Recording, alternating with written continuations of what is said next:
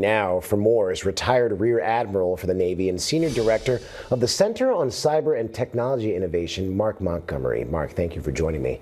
President Trump has often criticized regime change, and now he says his administration will be, quote, running Venezuela at least temporarily. So what are the immediate challenges in that?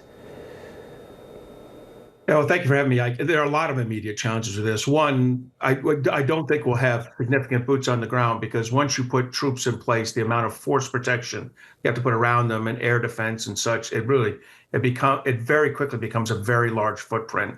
We saw that in Iraq, we saw that in Afghanistan. So I suspect that's not what he meant. The bigger issue here is we have toppled the leader. No doubt, Maduro is out of play, but the Minister of Defense. Pedrino Lopez and the Minister of Interior Justice, Cabello Rondon, they are just as big a players in this foreign terrorist organization that President Trump labeled as Maduro. And in theory, they're still in positions of power. So from my perspective, this isn't regime change. It's change of the man at the top of the regime.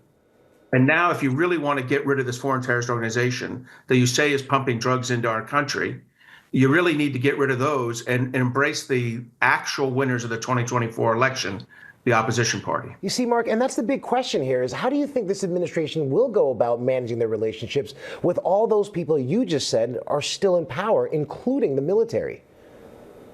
Well, see, I think the military could have been handled by, you did that strike 36 hours ago served two purposes. One, it opened a path for the helicopters to get in and do the extraction. But two, it was a strong signal to the military and intelligence agencies in Venezuela. This is not a fight you want. And I think they received that message. But if you begin to deal with the existing Minister of Defense, the existing Justice and Interior Minister, then what you're telling the military is the game's back on.